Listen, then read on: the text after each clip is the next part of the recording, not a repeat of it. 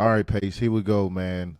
First episode of the weekly sports talk. So let's jump on in. The hot topic, man. Everybody's been talking about Bronny James, 55th pick of the Los Angeles Lakers. He has to be the most talked about second round pick ever in NBA history. Summer League is over. Everyone is giving their take. What is your take on Bronny James now that Summer League is over? I think there's a lot of work to be done in mainly getting him comfortable with the game. I think the G League is in his future just because I don't think he has a super ton of high level experience. And what I mean by that is obviously he had the heart issue at USC, and I don't think the team was very good. I think they had some injuries along the way, and I don't necessarily know if he got his footing to be able to just kind of showcase his skills. Watching him play, there's like some hesitancy, you know what I'm saying? And, today's game, everybody's shooting a lot of threes, high volume threes, and that's fine. To me, just watching him in the summer league, shot a lot of threes, didn't make a lot of threes. I mean, we had this talk off the air. Any basketball person tell you when your jumper ain't going down, go to the basket. You need to see something fall. Maybe you get a layup, maybe you get fouled, you get to the free throw line, you see one go in, cool, now I can get back to the jumper. But to me, that's just seasoning. That's just playing more, understanding roles, understanding who you play with.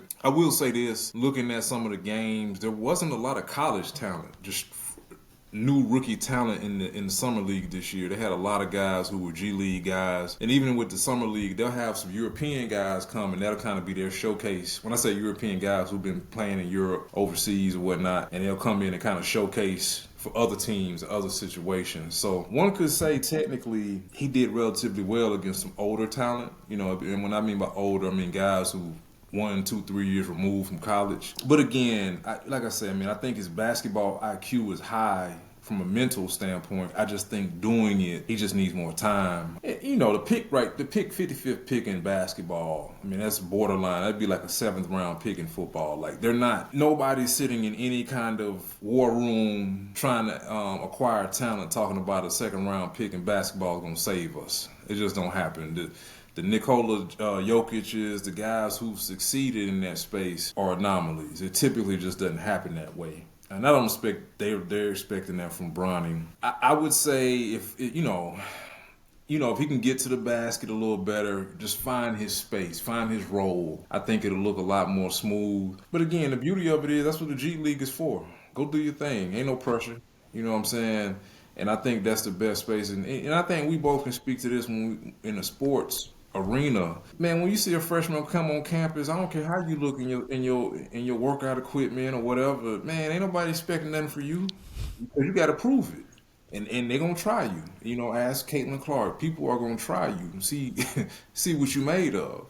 And then, if you can handle it, cool. You get some minutes. If you can't, some places you'll get red shirted, some places, you'll have a special teams role and maybe a little bit of offense and defense, but you don't find very ready-made players. And I think if he was a minimum 6'5", 6'6", I think it'd be a different story. And I think the one thing that's his major hindrance is the height. 6'1", 6'2". That's a tough business to do that because you got point guards of 6'6" to 6'9".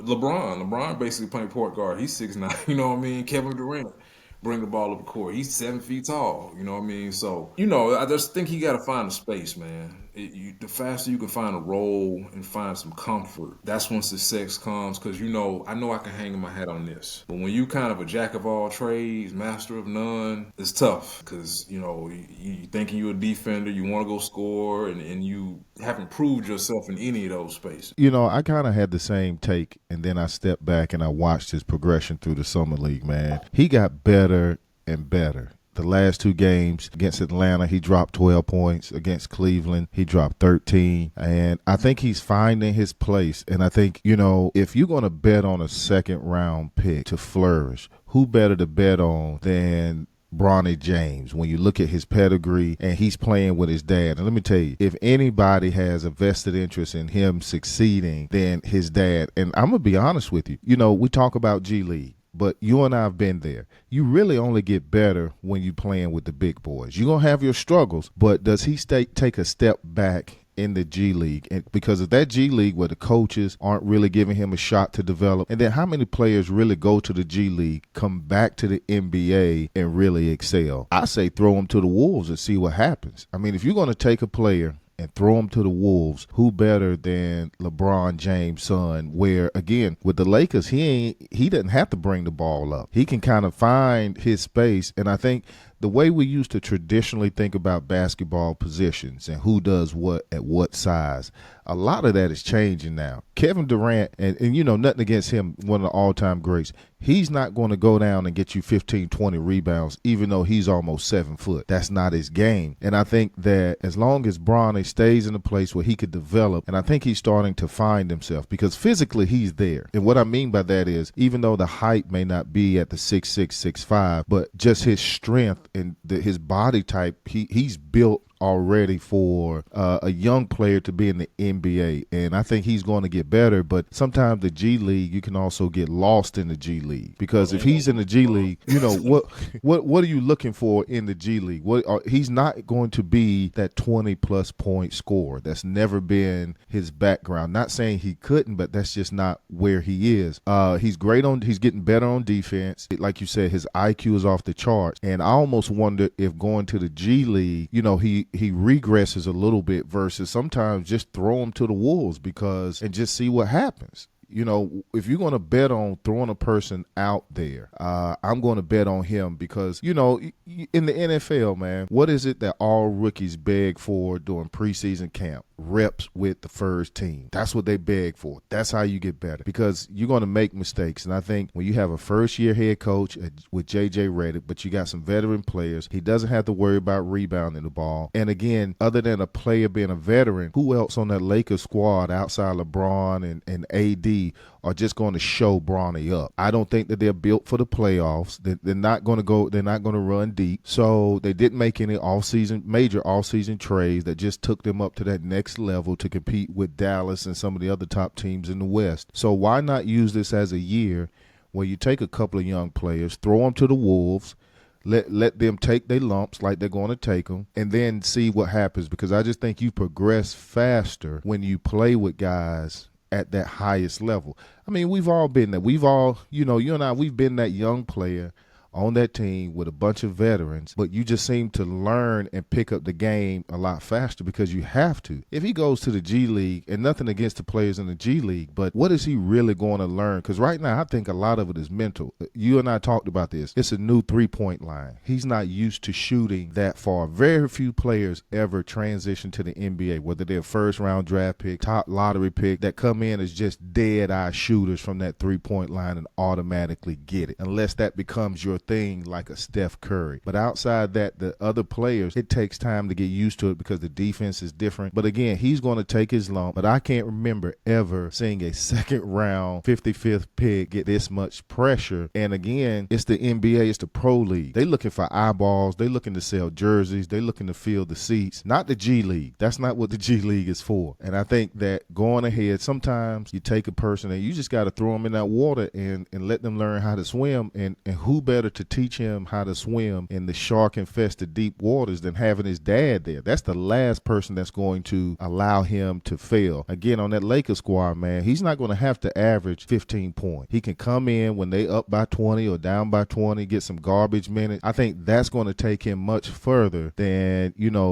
being stuck on some, luxury bus somewhere in the middle of nowhere, playing against some guy he ain't never heard of in the G League, whereas he can get out there and get toasted by Kyrie Irving and take his lumps that way. And I think in a year we're going to see a much different player, because you only get better that way, man. You really only get better. And so I'm looking forward to seeing his development as a player. He's going to have a long career. He's going to know how to take care of his body. Nobody's questioning his game IQ. I just wish he had a veteran coach that knew how to develop players. J.J. Redick hasn't shown that. He hasn't done that. And so the Lakers have a lot of question marks going into the season, man, that I'm just not sure they're going to have an answer to. But I will say this. I think he's the type of player, he's going to accept whatever they decide to do with. I don't think he's going to be on Twitter or social media bad-mouthing whatever decisions the Lakers front office decide to do with him. So if they send him to the G League, I think he's going to try to get the most out of it. But I also think if he rides the bench, he's going to be there. Can you imagine the Lakers playing on Christmas Day and Bronny James comes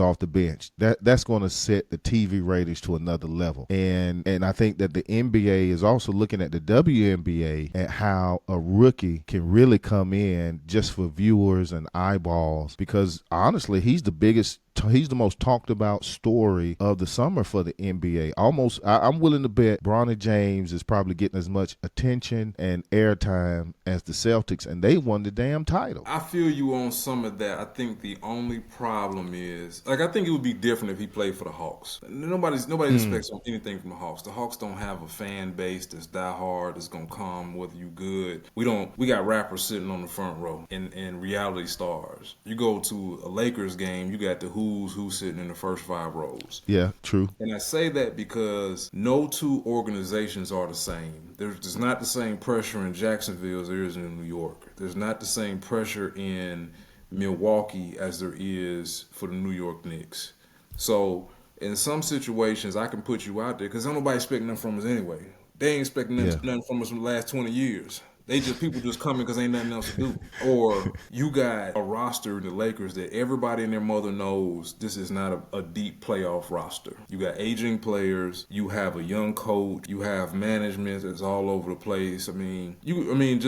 Just being real about it, for you to be the Lakers, the Yankees, the Cowboys, there's certain franchises that are just, I don't care what they do, they're just upper echelon, right? Because of their history. Jerry Jones ain't hiring no high school coach. You know what I'm saying? The Yankees not hiring some Pee Wee League coach like, oh man, I seen the stuff. I ain't never seen no coach like that. Ain't no travel ball coach getting the call up to the Yankees. They're not doing that. So I say all that to say I think there's some factors for Bronny that could lend itself to him. Kind of a bad year can kind of scar him too, you know, because it's all about confidence. Like, you can go in some bad situations. I'll give you a perfect example. There's a kid named Gigi Jackson playing for Memphis right now. Gigi Jackson's story was he was a high-rated high school player. Probably would have been in the breath of, if it was back in the day, to probably leave early, go straight to the pros. He might have been in that conversation. He goes to South Carolina. South Carolina is not a huge basketball school. He decommitted from North Carolina to go to South Carolina. I think he's from the area. Has a season. Nobody's paying attention to South Carolina basketball. You know what I'm saying? Doesn't get drafted, but he goes to Memphis. Ja Morant's hurt. A lot of their star players are hurt. He's a he's a high-rated player back in the day. For whatever reason, he didn't get drafted. Long story short, he gets big minutes. He scores. He has a high 44 one game. I think they gave him a guaranteed deal. And that's a perfect situation. You in Memphis. Now, Memphis play good basketball, but again, it's not a basketball power. It's not. You ain't never really seen too many Memphis Grizzly fans. You might see a Ja Morant fan, but you ain't really seen, man, I know my homeboy Memphis Grizzly fan. That's just not a conversation you've ever had. They fans coming for you, Pace. They fans going to be coming for you. No disrespect. I respect everything. I go way back to when they was in Vancouver. You know what I'm saying? Yeah. I go back when White Chocolate was playing for him. Mike Bibby. I know the history. But I'm just saying, you talking history. Yeah. You just got people who just die hard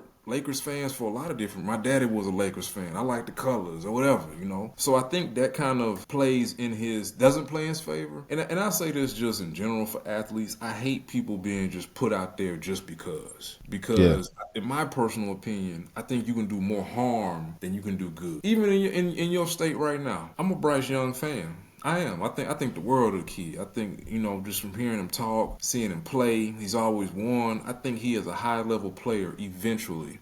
But to see what they did to that boy last year was criminal. Yeah. And because this is your number one overall pick, and as management, man, we ain't got enough to protect this young man. Why put him out there and risk his health, and more so than his health, is confidence. Because I don't care what you do. I don't care if you're a janitor. I don't care if you're a starting quarterback, the ace pitcher. If you don't have any confidence, then it's not going to go well for you. It's not. You might start off okay. The first time something happened, you're going to revert back to your times when you weren't having success, and you're going to go in the hole. So I agree. But again, is Bronny mentally, again, knowing his pedigree, who his father is do you consider him, I don't consider him mentally where you can compare him to a lot of other players, just simply because of what he's already seen. Right, say it again. Name me the Lakers starting point guard right now. And that's my point. It could be a bad point though, because as a player, and I think you can speak to this, if you don't have that older dude in front of you doing it right, now he ain't got to be amazing. I just need to see somebody doing it right. You know what I mean? And then to be able to teach you how to play. Now, last year they drafted a kid out of Indiana, middle first round. He's a good player, and he didn't get many minutes. I I gotta imagine, obviously, Bron gonna be handling the ball most of the time. They're gonna have a point guard on paper, but you can't name him right now.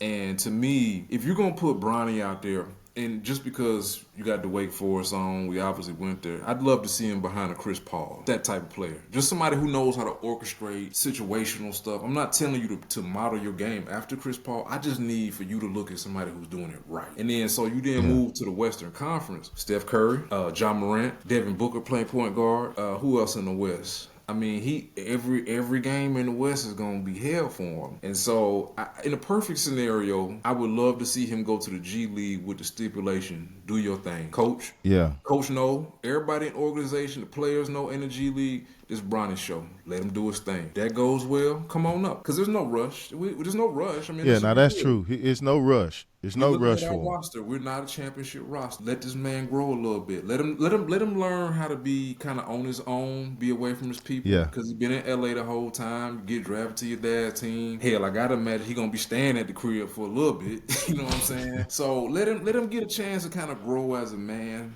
And we talked about this off air. He's never really been in a situation where he was the man. And I think every pro athlete at some point in time was the man. You know what I'm saying? Like, you were looked at like, hey, Smitty, we need you to stop this run today. Cool, I got you. What you do? Hey, man, I got my 15 tackles solo. You know what I'm saying? But you look at, I think the confidence piece is already there. I just think, like any other player, the one thing he has with every other player in his position is he needs reps somewhere. Whether it's the G League, he needs reps. He needs reps. Just because those are non-pressure reps. Those aren't we fighting for playoff spots or, man, we 10 games out of 8th place and we a month into that's pressure reps. We need you to just go, man, just go be Bronny. Don't worry about it. And I say this because I've been on both sides. I played in Arizona that didn't have a big media market, and I played in New York that had the biggest media market in the country. And so every story, if you took them city by city, they just play out differently. You have something happen in Arizona, man, they ain't tripping. People ain't even reading about that. You have something happen in New York, man, it could be the most minor thing, and it turns into Stephen A. Smith arguing with people back and forth. You know what I'm saying? And internally, you was like, that was nothing. It didn't even happen that way. You know what I'm saying? So, and I say that because those type of things can distract you. Those type of things, I don't care what nobody say. Don't nobody want to read the paper and say you suck. You know what I'm saying? They saying that. You know, you go to Milwaukee, man, they gonna give you some time because it's Giannis show. Come to Atlanta, they ain't tripping. Go to Charlotte, they ain't tripping.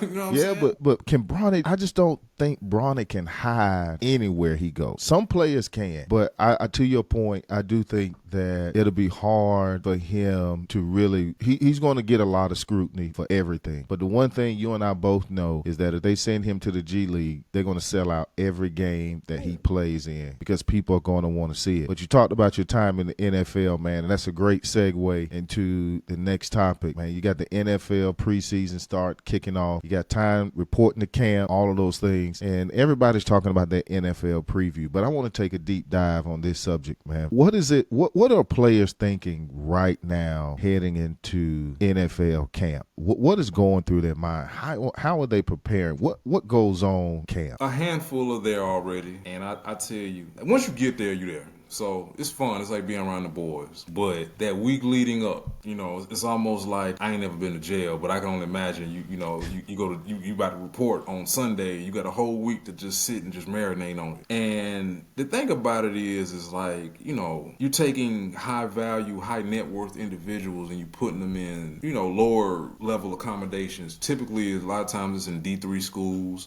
Some teams, a lot more teams than when I was playing are having camp at home, which makes all the sense in the world. So typically they just put you in a hotel, but you lose your personal amenity. You know, it's like, hey, Kevin Smith, man, you the top linebacker in the league. You making $15 million a year. You got a $4 million house on the lake and a boat. It's amazing. You know what I'm saying? You got an orchard in the backyard.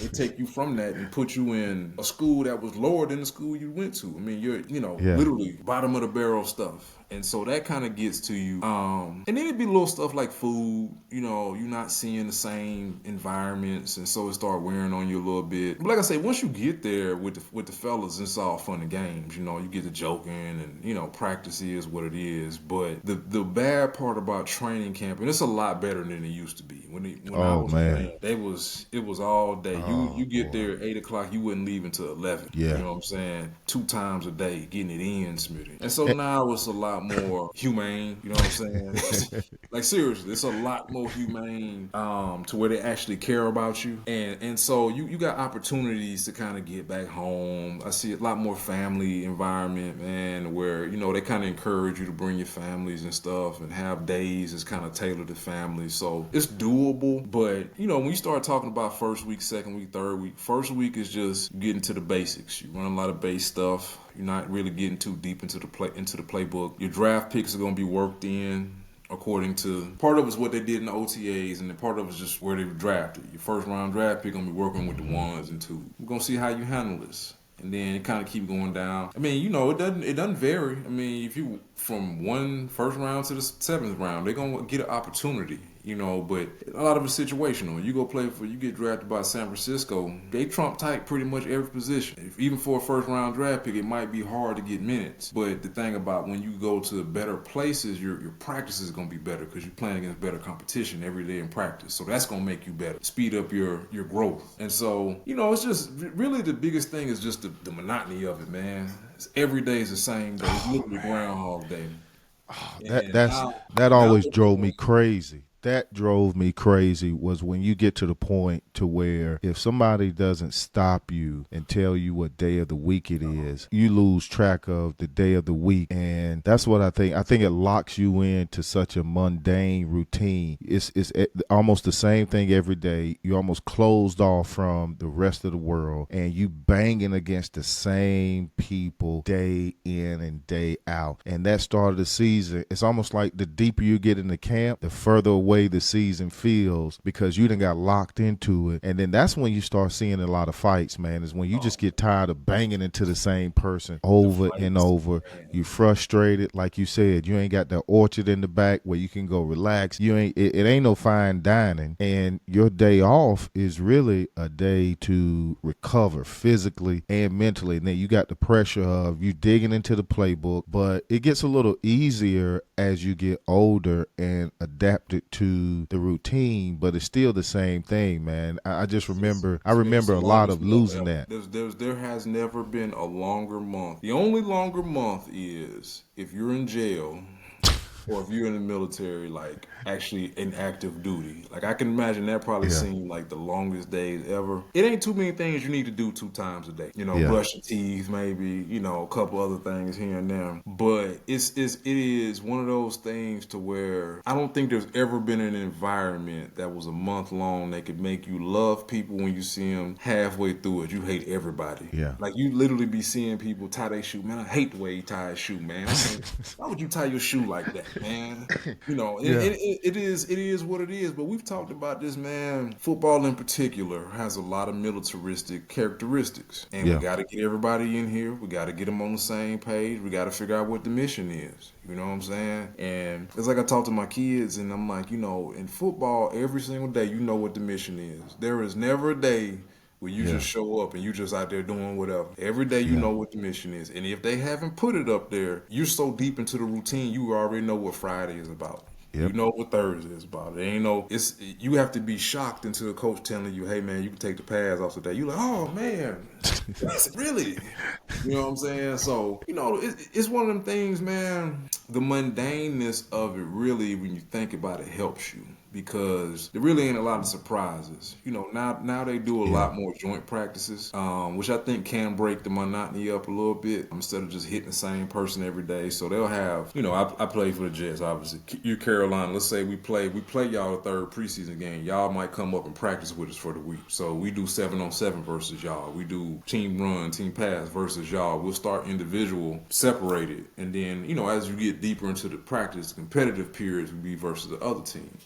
So it's good to get some different looks, you know what I'm saying? Because when you get in camp, man, your defense is going to be ready to roll. Yeah. Defense is easy. Defense is want to, terminology, communication. Those aren't hard things. If you study, you know what you're doing. A lot of it's effort. You can do what you got to do. Offense is going to take time. So, when you go to camps and you watch them, typically your first 2 weeks, your offense look trash. Why? You got to get timing down. You got to get, you working through things that work and don't work. You working through checks and different things, getting to different plays. So, if you were a casual fan watching, like, oh man, we trash this year. But nah, you gotta think about offense. Like, you gotta let the offense marinate. That's a chicken breast. You can't just take no chicken breast and just throw it on the grill. Now, a good marble steak or something like that, you can just throw that on the grill, a little salt and pepper. You don't need much. That's defense. You know what I'm saying? So, it'll be interesting, man. I think the thing that I'm most interested in from preseason standpoint, man, I want to see these young quarterbacks, man. I want to see Drake May. I want to see Daniels, Caleb. I want to see how they do things. Penix. You know what I'm saying? I mean, they tell you it's a quarterback-driven league, man, and you're trying to look and see who's the next generation for some teams that got some real history. Patriots. You know what Drake May is following. A lot of people forget about not Redskins, Commanders. Forget about their history, man. They got deep, rich history, man. When we was kids, they was winning Super Bowls. So it'll be interesting. I think Caleb's situation is probably the best, in terms of just the roster setup and, kind of what's behind him. He's in a tough division, and they all got different, hurdles in front of them, different things that might be easier in front of them. But it'll be interesting to see that and then chart kind of like quarter by quarter in the season, the first 4 games, second 4, because it's not typically going to start the same way. Young quarterback typically with something around him, good coaching will start off rocky, and then you'll see growth later on. And then every now and then you see a guy like C.J. Stroud last year just come in and light it up. You just never know. I'm looking at the veterans. I'm focusing on 2 veteran quarterbacks this year. I want to see, what is Lamar Jackson going to do now? Is he ready to take the Ravens to that next level? He got the contract. You got Henry in there at running back. So you got those things that a lot of people felt like you were missing that could get you over the hump. So where is he going to be coming in this year, and what is going to be the ultimate team result? Can he get them past Kansas City? And then I'm also looking at Kansas City. Speaking of that team, can Patrick Mahomes continue to dominate? Are they going to bring in some better wide receivers, because they had a lot of drops last year, even though they won the Super Bowl? And what does that mean for Travis Kelce? But I want to look at the veterans. Like you said, the NFL is a quarterback-driven league, and with so many young quarterbacks, that's also a time for me where the veterans have an opportunity to show what progression looks like. And just like we were talking about Bronny James, does a Drake May have the players around him to help him develop? Is he going to be thrown to the wolves? Because we've seen over the past 4 seasons where you've taken these high draft pick quarterbacks, thrown them to the wolves, 2 or 3 years later, you trading them away. They're going to the bench because they just couldn't handle it. I hate that with a passion, because no player, you can't name a situation ever in your 40-plus years of life where you saw a player say, man, I want to go to Carolina #1. It didn't work that way, right? You're chosen, right? Yeah. And you're chosen with the thought process like, well, y'all chose me, so you got what I need to help grow and develop, and that's just fundamentally wrong thinking, because there's also a reason why they're picking #1, whether that's bad management, whether that's bad management roster management, whether that's bad salary cap management. This could be a whole slew of different things. Yep. And so you don't really know. You just literally speaking about Bryce Young, you're taking a kid that won in high school at a high level. We know what he did at Alabama. So you're like, okay, this guy's a winner, and he goes to the worst team, one of the worst teams in the NFL. And there is no situation to prepare you for that. Nick Saban can't tell you, yeah, man, you better get your ass knocked off this year. He ain't gonna tell you that. You know what I'm saying? You got to go out there and deal with that. And so, if you don't have people that can give you answers, or people that can acquire talent to be able to fit your talents, man, it's gonna be a struggle. It is gonna be a struggle. So basically what you're saying is, and I agree with you, man, when you don't have, especially in a sport that's so team-oriented like football, if you don't have the right players around you, and most importantly, the right coach to help you develop, if you don't have a system in place where a quarterback can grow and develop, if you put him in a system where he has to make the major decisions, you don't have good wide receivers around him, Your offensive line is not really in sync, so your running game is out the window. You're sending a young quarterback into a situation where the defense now can pin their ears back and come after you. And again, you don't have that sort of protection around you. And so while it's a quarterback driven league, it's also a what have you done for me lately league, which can be dangerous for a young quarterback that's trying to develop. So when I see quarterbacks like a Lamar Jackson really get over that hump, do really well, win the MVP, and now he's facing a bigger monster, which is now you've got that team on your back. And I'm not saying he can't do it. I just want to see now, how does he do it? And because he's got to go through Kansas City. It just is what it is. But you've got the pieces around you for the most part that can bring that balance. So now he's not going to have to run that ball as much. And I'm pretty sure that was something that was brought up. But you got the money, you've got the coordinator around you, you got the head coach, you have all this consistency. Your defense is always going to be top notch. That's just the tradition with Baltimore. So now what are you going to do? And they came close last year. They came very close last year. But again, it's a new year, it's a new team, and what's going to happen. I think the NFL is in a place where now that Tom Brady is gone, who is now going to be that new face? Right. Some people automatically assume it's Patrick Mahomes. I get it, but who is going to be that guy that comes in and you pass that mantle on to? And you say, hell, even Aaron Rodgers is struggling right now in terms of just from the face of things. People talking about he didn't show up for OTAs, all of that stuff. But I think the league is looking for who are these next group of guys that have the longevity that we can hang our hat on. And Pace, man, this has been dope. I want to toss out one other thing, man. You and I kind of talked about this. So I love being on YouTube, and the algorithm will throw you a curveball every now and again. So I was on YouTube and I came across power slapping, right? Yeah, man. And for almost 2 hours straight, I watched these adults. It's not just grown men. I watched these men and women slap the shit out of each other for 2 hours. I watched these different matches. I watched some people get knocked out. It's interesting what are professional sports now. And people are paying to do this. But how do you train for power slap? Do you spend hours a day like getting hit in the face? It's interesting what people are signing up to do just to say they're a professional athlete. Man, Smitty, you can go down a rabbit hole of sports that you'd be like, man, I can't believe people out here doing this. And I mean, to be honest with you, that's a little different because it's a singular sport. I mean, you don't have necessarily a team behind you. But I will say, people want to be a part of something. I really do. I think people want that team camaraderie to feel like they're achieving something, set a goal out there and achieving something. And I just think we're in a space now where people can kind of revert back to some times they might not have had when they was younger. Because sometimes you have people that have to start working early or go to the military or whatever and didn't have a chance to fulfill what they wanted to fulfill. And then you got stuff like pickleball. You got slapping leagues. You got, man, I see people be out flying with these windsuits on. You ever seen a flying squirrel? Yeah, I've seen those. Yeah. That you can just literally just glide through the air. You got people doing everything. So that's the one thing that I think we can speak to is the rush of it.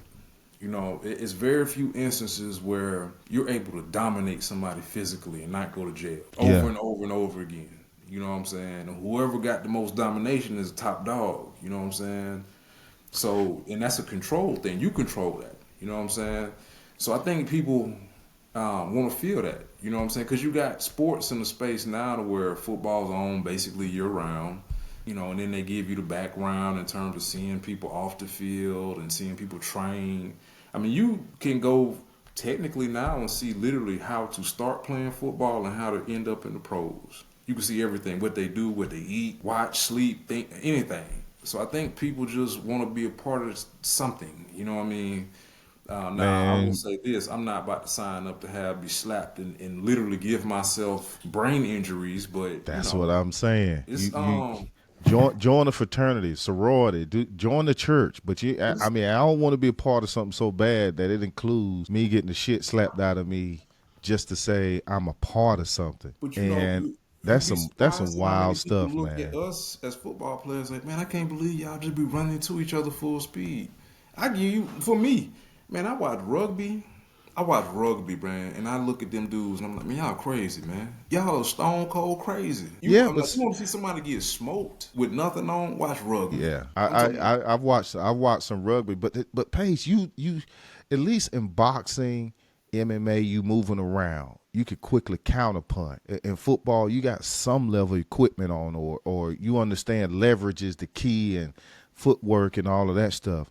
But when you are literally standing there and you can't move, and you know this person is trying to slap the shit out of you as hard as you can, that's not a sport to me. That's not. I Man. get it. I get it. But to me, that is pure entertainment because And I'll say there's this too. I'll say this too. As time has gone on, we found different ways to earn livings too. And although you probably not be going to be able to quit your job and things, and it should be real, it's not the with inflation and just other things. I mean, people doing other things to earn money. Whether you're getting yeah. sponsorships. I mean, I think people kind of put different components together. And then you got some people just crazy. Some people like to fight. Literally, man. I fight, man. All right, man. Since you fight so good, see if you can take a slap. All right, take a couple. Then next thing you know, you in the championships. I mean, I just don't think my son wants to go to school talking about, yeah, my dad is in power slapping. And then they got another one, man. You got to check out professional pillow fighting. Come on, man. I'm telling you, Come man. on, Pace. But you think These about are it though, grown Steve. people You, hitting shit you I'm, supposed to be doing at a sleepover. I'm gonna give You you now one. doing as a grown adult. I'm gonna give you one that was crazy when we was growing up. You remember when people were skating around, they was like knocking each other, just like running Roller into derby. roller Roller derby. derby. Yeah. I Man, remember that bro, back in the day. crazy, stone cold crazy out there on I do skates. remember that. Y'all on skates, man, getting to it. Come on, man. I think there's always been like some truly left field sports that are borderline sports slash like extreme games type things Yeah. throughout the course of history that I think we'll just always have. I really do. I think like you look at certain things and you're like, I don't even see how y'all even thought about that. Exactly. I want to go. Me and you, we're going to find a power slap competition. They probably got one in Atlanta. They might have something in Charlotte, but we got to go. We're going to get front row seats to this power slapping competition because I'm hooked on it now. I'm hooked on it. I done subscribed on YouTube because it's something about watching people get slapped with an open hand and then say that that's a sport. But I want to go. I'm a fan now. I don't believe it. I'm still in disbelief that it is a professional sport where people, I hope they're getting paid, some decent money. They deserve it. But I want to sit there and watch grown adults standing face to face. And they actually got a referee. They got all that stuff. They got people behind you to catch you just in case you get knocked out. And so I want to go and sit front row and watch somebody get the shit slapped out of them. Like open hand. Well, Pace, man, I ain't gonna take up much time. We'll be back next week with some more top sports stories, get our takes on them, and we're gonna also dive into some other interesting stuff, man. Any closing comments? Nah, man, I'm gonna say this: Wake Forest, whoever's watching this, y'all watch out for us this year. We was down last year. It's gonna be a year, good comeback year for us, man. And outside of that, man, honestly, man, I'm excited. I'm excited about college football. I'm actually excited a little bit more about college football than pro Yeah. football. I'm excited to see the realignments. I'm excited to see some different people kind of move up in the ranks. And when I say that, I mean I think like an Oregon truly will overtake a Clemson in space in the playoff space. I think somebody will overtake Michigan. You know what I'm saying? So. Anytime I think you see people change positions, I think that's exciting to see. Yeah. Because you kind of see a little bit of everything, and good commentating kind of tells you the backstory behind it, how they got over the hump type thing. I'm a fan of that. I'm a fan of people who you fail, quote unquote, in other people's eyes, and then you look up and like, nah, we here now. Yeah. So we're gonna jump on that next week. So we're gonna get together. We're gonna give a college football preview.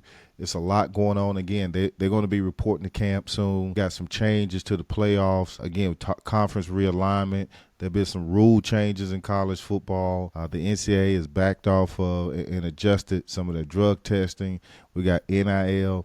And one other story that's starting to develop and catch some heat is next season, potentially, Dion may be looking at the USC job, depending on how that develops this season. I'm starting to hear more and more about that. So we got a lot to talk about next week with college sports and with college football in particular. Maybe throw in some NFL once we've seen some of these guys spend some time in camp, things like that. So tune in next week. We're going to give a college football preview plus a lot more.